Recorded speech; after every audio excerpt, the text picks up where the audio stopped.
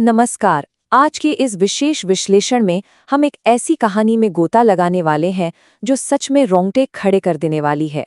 हम बात कर रहे हैं महादेव और सती के अमर प्रेम, ईश्वरीय क्रोध और उस लौकिक पुनर्जन्म की, जिसे सदियों से एक अत्यंत भव्य और अद्भुत महागाथा के रूप में सुनाया जाता है। ये कोई आम कहानी नहीं है, ये ब्रह्मांड के सबसे गहरे और पवित्र प्रेम का प्रतीक है। तो चलिए इस शानदार 3D एनिमेटेड महाकाव्य की परतों को खोलते हैं और देखते हैं कि कैसे भक्ति और आस्था की कोई सीमा नहीं होती।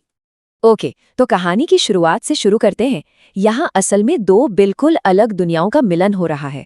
मतलब जरा सोचिए, एक तरफ है सती, महान राजा दक्ष की बेटी, एक राजकुमारी, लेकिन राजमहलों के ऐशो आराम में उनका कोई मन नहीं लगता था। उनका पूरा अस्तित्व हमेशा महादेव की भक्ति में ही लीन रहता था।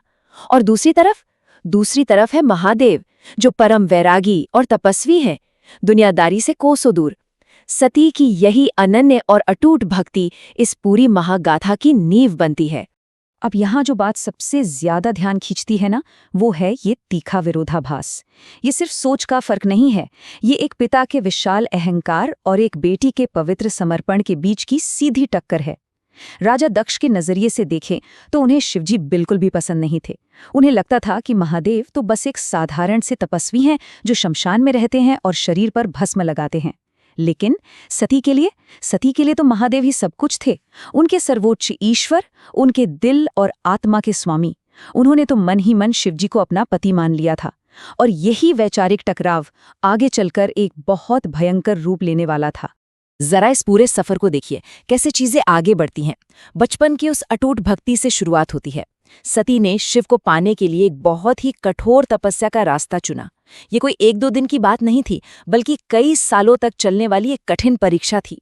और आखिरकार वो दिव्य क्षण आ ही गया जब भगवान शिव उनकी इस अपार भक्ति से प्रसन्न होकर प्रकट हुए। उन्होंने सती को पत्नी के रूप में स्वीकार किया, और फिर जो हुआ वो तो पूरे ब्रह्मांड के लिए एक जश्न था। सभी देवी देवताओं की मौजूदगी में शिव और सती का वो भव्य ब्रह्मांडीय विवाह संपन्न हुआ। शादी के बाद का वो समय एकदम अद्भुत था। बर्फ से ढके हिमालय और कैलाश मानसरोवर की उस पवित्रता के बीच शिव और सती का जीवन बहुत ही शांति से बीत रहा था। उन दोनों का प्रेम बेहद पवित्र, गहरा और शांत था। ये हिमालय की चोटियों पर एक पूर्ण स्थिरता का समय था।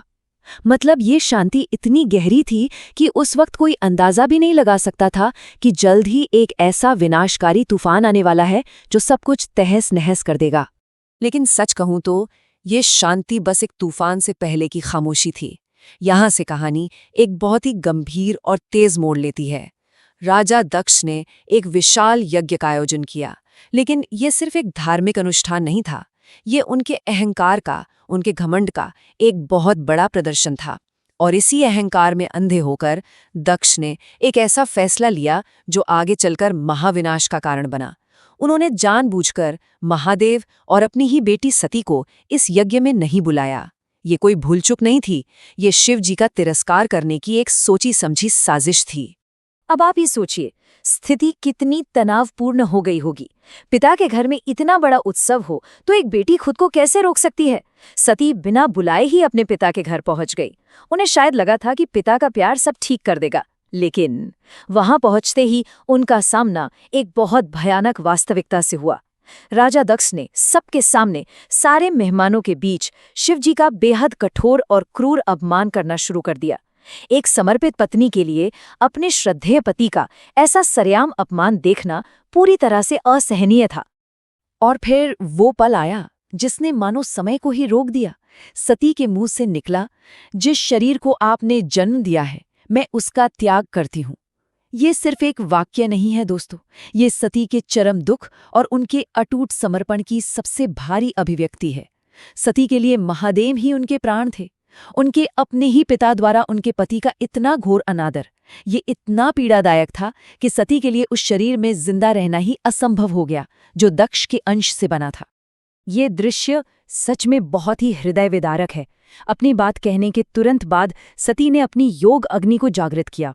ध्यान रहे, ये कोई बाहर की या साधारण आग नहीं थी, ये उनकी अपनी असीम आध्यात्मिक ऊर्जा का प्रचंड रूप था। और उसी भभकती हुई योग अग्नि में सती ने खुद को भस्म कर लिया। ये इस पूरी गाथा का सबसे बड़ा, सबसे चरम और दुखद बलिदान है। एक पत्नी ने अपने पति के सम्मान की रक्षा के लिए बिना पलक झपकाए अपने प्राणों की आहुति दे दी। सती के इस आत्मदाह ने पूरे ब्रह्मांड में मानो हाहाकार मचा दिया। और अब यहाँ एक बहुत ही गहरा सवाल उठता है, सती के भस्म होने की बात जब महादेव तक पहुंची तो उनकी प्रतिक्रिया क्या थी? मतलब वो परम वैरागी जो हमेशा शांत समाधि में रहता है, जब उसे अपने सबसे प्रिय के इस दर्दनाक अंत का पता चला होगा तो क्या हुआ होगा? यहीं से इस कथा का स्वर उस गहरे दुख से बदलकर एक ऐसे खौफनाक और प्रलयंकारी क्रोध में बदल जाता है जिसकी कल्पना भी किसी ने नहीं की थी।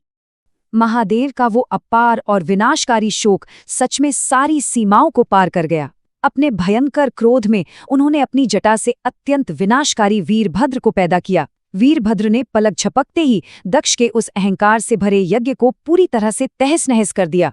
फिर महादेव ने सती के निर्जीव शरीर को अपनी बाहों में उठाया और पूरे ब्रह्मांड में वो प्रलयंकारी तांडव करने लगे जिससे पूरी सृष्टि कांप उठी। हालात इतने बिगड़ गए कि ब्रह्मांड को नष्ट होने से बचाने के लिए भगवान विष्णु को आगे आना पड़ा और उन्होंने अपना शक्तिशाली सुदर्शन चक्र चला दिया। भगवान विष्णु का वो कदम उस वक्त सृष्टि के लिए एकदम जरूरी था। सुदर्शन चक्र ने सती के भौतिक रूप को कई हिस्सों में बांट दिया। जैसे जैसे सती के अंग धरती पर गिरे, महादेव का वो असीम शोक और वो ब्रह्मांड को हिला देने वाला तांडव धीरे धीरे शांत पड़ने लगा। इससे ब्रह्मांड का संतुलन तो वापस आ गया, लेकिन इसका एक बहुत ही सुंदर परिणाम भी हुआ। जहां जहां सती के अंग गिरे ना, वो जगहें सामान्य नहीं रहीं, वे सभी पवित्र और जागृत शक्तिपीठों में बदल गईं। आज भी हम जानते हैं कि कुल 51 शक्तिपीठ हैं जो अपार आस्था के सबसे बड़े केंद्र माने जाते हैं। इतने भारी दुख और प्रलय के बाद फाइनली एक बहुत ही शांत और नई उम्मीद की किरण फूटती है। और यही तो जीवन और ब्रह्मांड के चक्र का सबसे खूबसूरत सच है। सती का वो महान बलिदान बेकार नहीं गया। उन्होंने एक बार फिर जन्म लिया, इस बार हिमालय की पुत्री माता पार्वती के रूप में।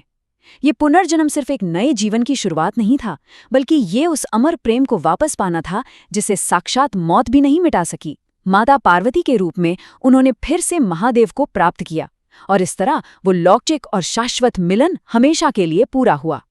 तो अगर हम इस पूरी गाथा का निचोड़ निकालें तो मुख्य बातें क्या हैं?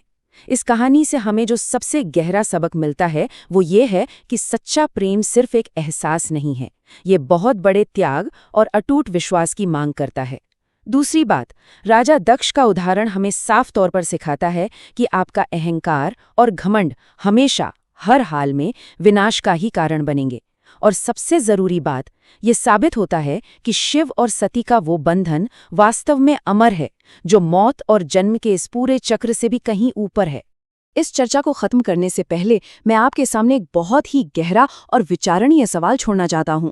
अगर शाश्वत समर्पण के लिए ऐसे चरम त्याग और पूर्ण समर्पण की जरूरत होती है, तो आज के इस समय में अपने खुद के सत्य को खोजने के लिए हमें किस अहंकार की आहुति देनी चाहिए?